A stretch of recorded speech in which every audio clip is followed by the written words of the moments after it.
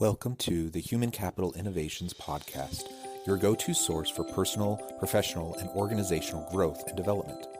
We hope you tune in often for all things people management, organizational development and change, organizational leadership, and social impact related. Maximize your personal and organizational potential with Human Capital Innovations Podcast.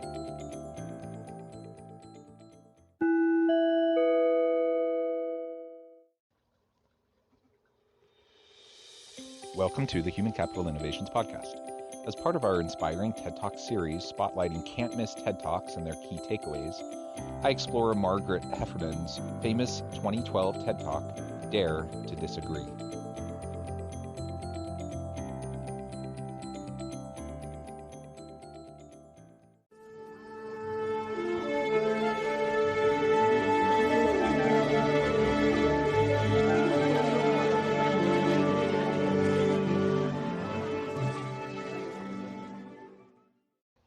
Welcome back to the Human Capital Innovations Podcast.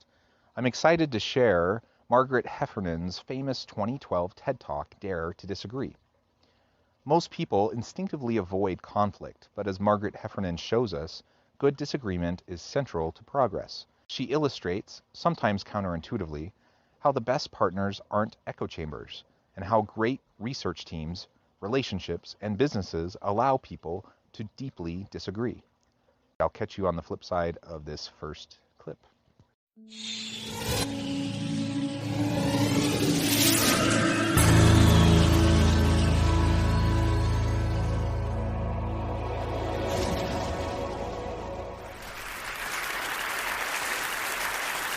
In Oxford in the 1950s, there was a fantastic doctor who was very unusual, named Alice Stewart. And Alice was unusual partly because, of course, she was a woman, which was pretty rare in the 1950s. And she was brilliant. She was one of the, at the time, the youngest fellow to be elected to the Royal College of Physicians. She was unusual, too, because she continued to work after she got married, after she had kids. And even after she got divorced and was a single parent, she continued her medical work. And she was unusual because she was really interested in a new science, the emerging field of epidemiology, the study of patterns in disease. But like every scientist, she appreciated that to make her mark, what she needed to do was find a hard problem and solve it. The hard problem that Alice chose was the rising incidence of childhood cancers. Most disease is correlated with poverty, but in the case of childhood cancers, the children who were dying seemed mostly to come from affluent families. So what, she wanted to know, could explain this anomaly? Now, Alice had trouble getting funding for her research. In the end, she got just £1,000 from the Lady Tata Memorial Prize, and that meant she knew she only had one shot at collecting her data. Now, she had no idea what to look for. This really was a needle in a haystack sort of search. So she asked everything she could think of. Had the children eaten boiled sweets? Had they consumed colored drinks? Did they eat fish and chips? Did they have indoor or outdoor plumbing? What time of life had they started school? And when her carbon-copied questionnaire started to come back, one thing and one thing only jumped out with a statistical clarity of a kind that most scientists can only dream of.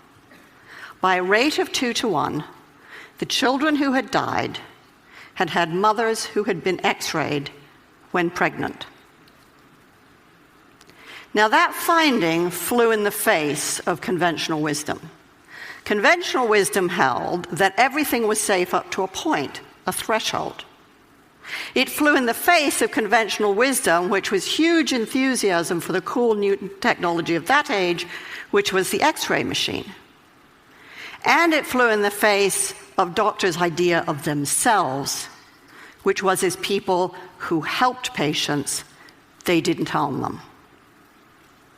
Nevertheless, Alice Stewart rushed to publish her preliminary findings in The Lancet in 1956. People got very excited. There was talk of the Nobel Prize. And Alice really was in a big hurry to try to study all the cases of childhood cancer she could find before they disappeared. In fact, she need not have hurried. It was fully 25 years before the British and American medical establishments abandoned the practice of X-raying pregnant women. As she lays out this history, it's a little mind-boggling to think that such a major medical breakthrough, such a huge scientific discovery, took another 25 years before it could go into practice. So then the question is why? Is it just because she was a woman? People didn't take her seriously? Perhaps. That might have been part of it. And in fact, that might have been a big part of it. But as she'll continue to discuss throughout the rest of her TED Talk, that's not really the focus of her topic today. She's focusing on why, whether it was a woman or a man or whomever, why would such a huge scientific discovery not be taken seriously and implemented immediately, or at least close to immediately, especially when people's lives are at stake? It's a huge question. And frankly, it plays out over and over and over again in organizations each and every day. As someone is brave enough to challenge the status quo, challenge conventional wisdom, and often, all too often, they are met with additional barriers, they're met with skepticism, and change simply doesn't happen. As she continues on in her TED Talk, she'll explore why this is the case and how we can disrupt this sort of counterintuitively negative behavior on the part of individuals, leaders, and organizations. The data was out there, it was open, it was freely available, but nobody wanted to know. A child a week was dying, but nothing changed. Openness alone can't drive change. So for 25 years, Alice Stewart had a very big fight on her hands. So how did she know that she was right? Well, she had a fantastic model for thinking. She worked with a statistician named George Neal, and George was pretty much everything that Alice wasn't. So Alice was very outgoing and sociable, and George was a recluse. Alice was very warm, very empathetic with her patients. George, frankly, preferred numbers to people. But he said this fantastic thing about their working relationship. He said, "My job is to prove Dr. Stewart wrong." He actively sought disconfirmation, different ways of looking at her models, at her statistics, different ways of crunching the data in order to disprove her. He saw his job as creating conflict around her theories, because it was only by not being able to prove that she was wrong that George could give Alice the confidence she needed to know that she was right. People simply didn't want to know. And isn't that the truth? People love their certainty. They love their comfort. They love things staying the same. When you disrupt, when you challenge the status quo, when you are putting forth ideas that are contrary to conventional wisdom and disrupt the mainstream, people will resist, almost always. And so that's certainly what she was experiencing. Now, I love how it talks about her partnership with a man who saw it as his purpose, as his role, his job to challenge her, to try to disprove her, to try to push her thinking so hard and to put holes into her arguments as to actually ensure that she was able to respond to every last critique, every last argument, and that she could feel confident that what she was proposing was actually the right thing. It's a fantastic model of collaboration. Thinking partners who aren't echo chambers. I wonder how many of us have or dare to have such collaborators. Alice and George were very good at conflict. They saw it as thinking. So what does that kind of constructive conflict require? Well, first of all, it requires that we find people who are very different from ourselves. That means we have to resist the neurobiological drive, which means that we really prefer people mostly like ourselves, And it means we have to seek out people with different backgrounds, different disciplines, different ways of thinking, and different experience, and find ways to engage with them. That requires a lot of patience and a lot of energy. And the more I've thought about this, the more I think, really, that that's a kind of love. Because you simply won't commit that kind of energy and time if you don't really care. And it also means that we have to be prepared to change our minds.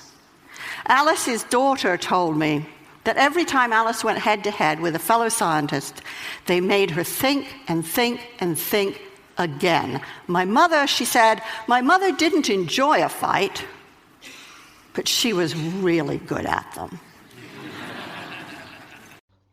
Conflict as thinking. Partners who get us out of our echo chambers. Purposeful diversity to challenge our thinking, to push our thinking, and to help us get to more creative, out-of-the-box solutions.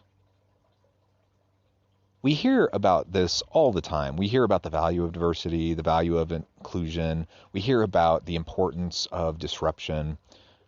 But in practice, how many people are daring enough, are brave enough to actually embrace that kind of an approach in their teams and with their collaborators, with those people that they work closely with each and every day? Because it does take a tremendous amount of emotional energy to willingly invite disruption, to willingly invite argument, to willingly invite critique, to willingly invite the type of challenges to your own thinking that will help you strengthen your position.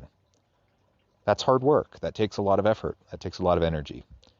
And frankly, most people who lead organizations, they're busy. They have a lot on their plate. They're already taxed emotionally. Their energy is needed in so many different ways.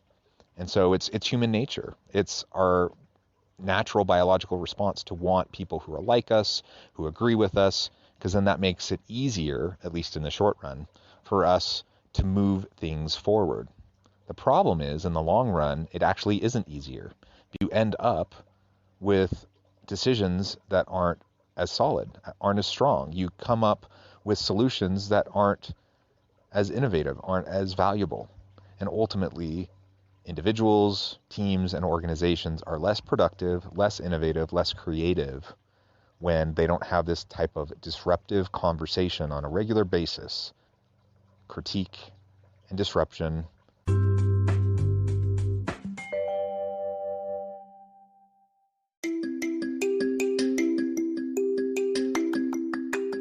I'm excited to announce the publication of my new book from HCI Press, Bluer Than Indigo Leadership: The Journey of Becoming a Truly Remarkable Leader.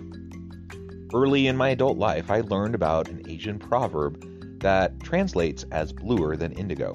If you think about the color indigo, it is a brilliant, deep, and vibrant blue, what some would call the bluest of blues. To have something that is bluer than indigo is rare and truly remarkable.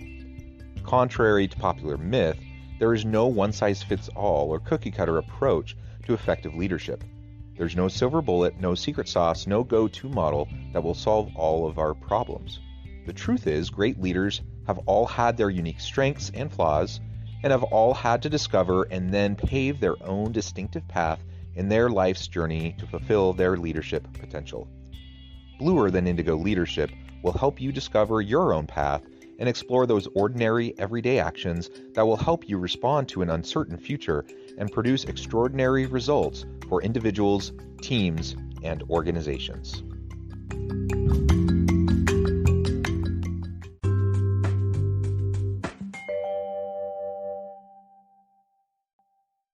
So it's one thing to do that in a one-to-one relationship. But it strikes me that the biggest problems we face, many of the biggest disasters that we've experienced, mostly haven't come from individuals, they've come from organizations, some of them bigger than countries, many of them capable of affecting hundreds, thousands, even millions of lives. So how do organizations think? Well, for the most part, they don't. And that isn't because they don't want to. It's really because they can't. And they can't because the people inside of them are too afraid of conflict. In surveys of European and American executives, fully 85% of them acknowledged that they had issues or concerns at work that they were afraid to raise. Afraid of the conflict that would provoke, afraid to get embroiled in arguments that they did not know how to manage and felt that they were bound to lose. 85% is a really big number. It means that organizations mostly can't do what George and Alice so triumphantly did. They can't think together. And it means that people like many of us who have run organizations and gone out of our way to try to find the very best people we can mostly fail to get the best out of them. 85% are afraid of conflict. And again, we're not just talking about conflict for conflict's sake. We're not talking about people just being disagreeable to be disagreeable. We're talking about someone who notices something that's wrong. There's a problem, there's with process, procedure, with policy, or with a product or how we interact with customers. They see something wrong. They see something that needs to be fixed, something that's perhaps even troubling or something they need to call out, to address. And 85% are afraid of constructive dialogue. Conflict really is just challenging the status quo within an organization. They don't feel like they are in a safe place to be able to bring those things up, even though research has shown that so many other people have those same concerns. Nobody feels safe to bring up those concerns.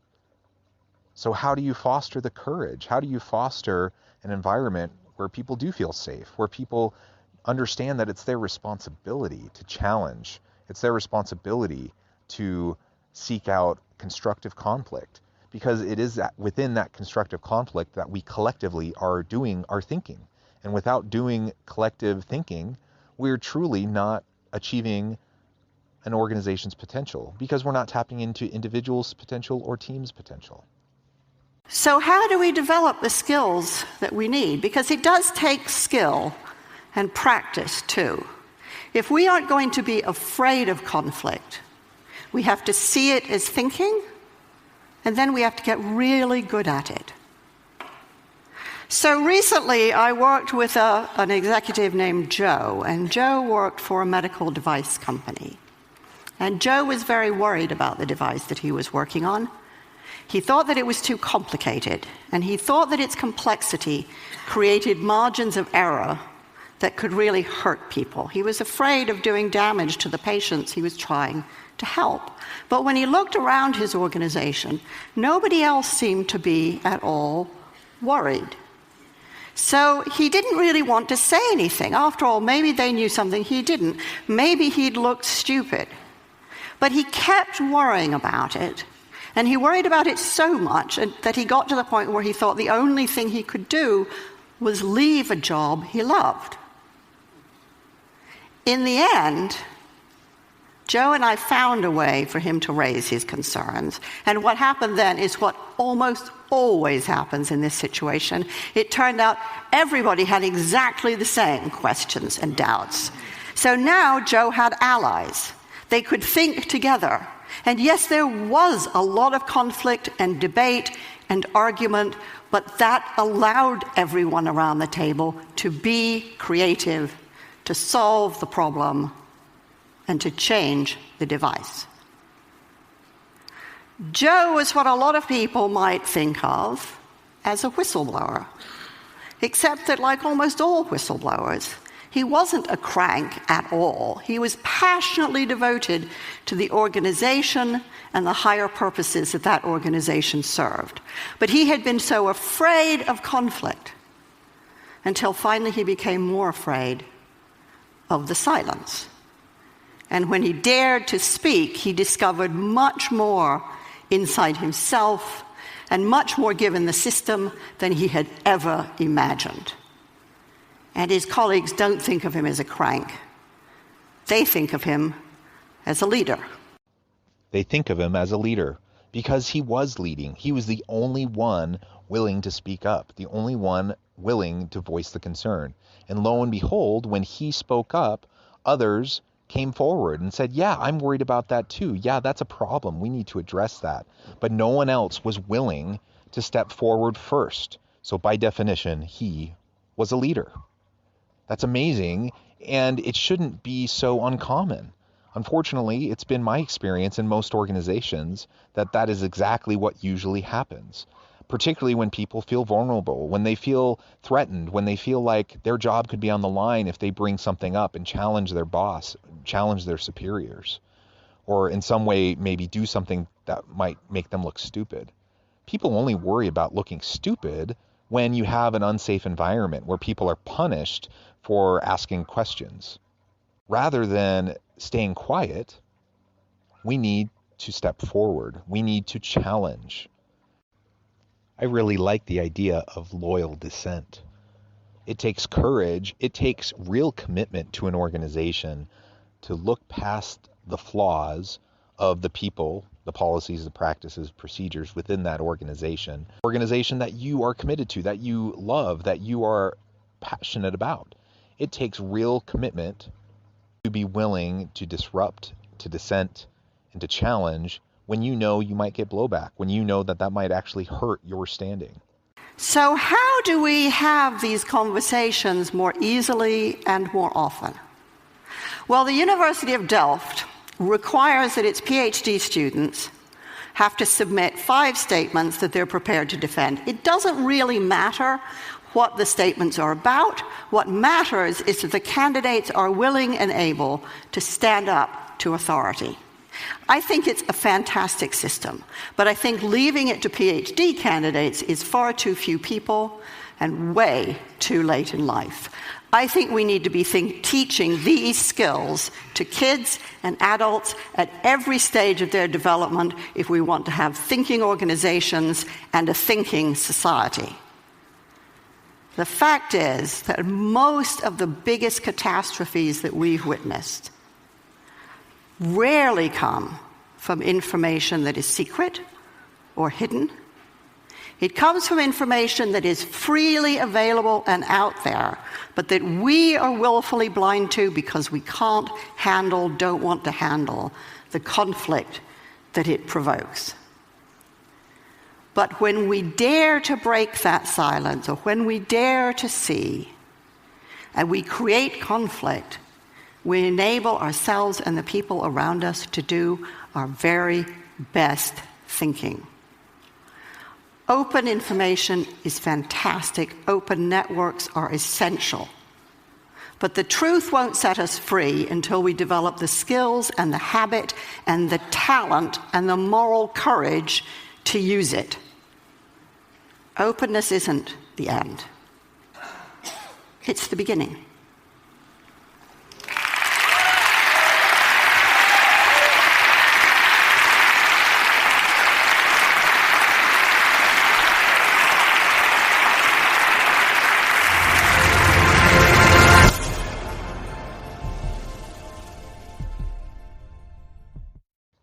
We need to develop the skill, to develop our talent around courageous dissent, around challenging, around disrupting the status quo, around being willing to speak up when the silence is deafening, when injustices are occurring, when problems are hurting people. They don't have to be purposeful. They don't have to be intentional. But when we notice things, we have a responsibility to speak up. And we can learn how to do that constructively. We can learn how to do that in a way where people will listen, where we have a chance to lead. It doesn't need to be scary. We can create organizations that have a culture that encourages this type of behavior. It's not impossible, but it is difficult. We need to be willing to step forward and try. We need to reward honesty. We need to reward courageous input. We need commitment to collective thinking as we foster an inclusive environment that is safe for people to dissent, for people to challenge, for people to disrupt. As we can do that, organizations will thrive, we will reach our greatest potential, and organizations will as well. I hope you've enjoyed this TED Talk, Dare to Disagree. And as always, I hope you stay healthy and safe, that you can find meaning and purpose at work each and every day, and that you have a great week.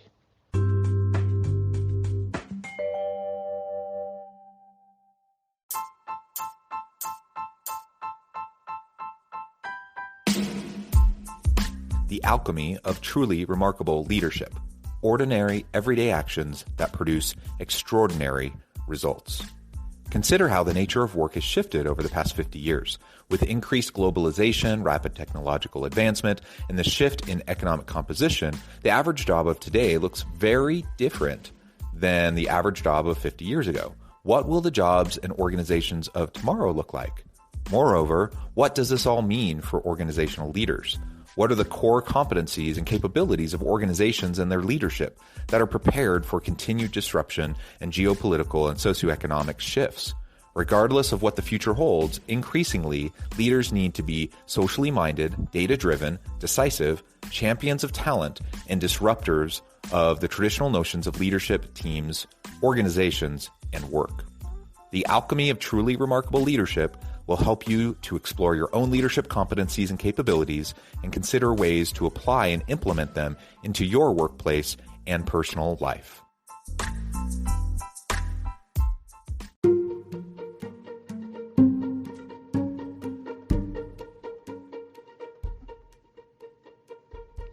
Check out Human Capital Innovations magazine, Human Capital Leadership. Human Capital Leadership is a free, interactive e-magazine with the mission to help individuals, leaders, and organizations find innovative approaches to maximize their human capital potential. We publish issues quarterly in August, November, February, and May. Take a look at the latest issue and let us know what you think.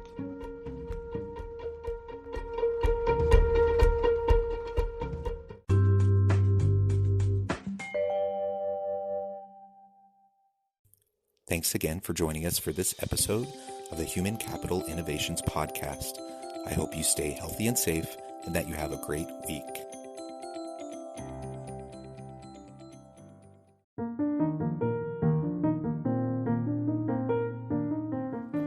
Check out our new weekly LinkedIn newsletter, Alchemizing Human Capital, exploring industry trends via original research and interviews with executives and thought leaders from across the globe. We look forward to having you join us.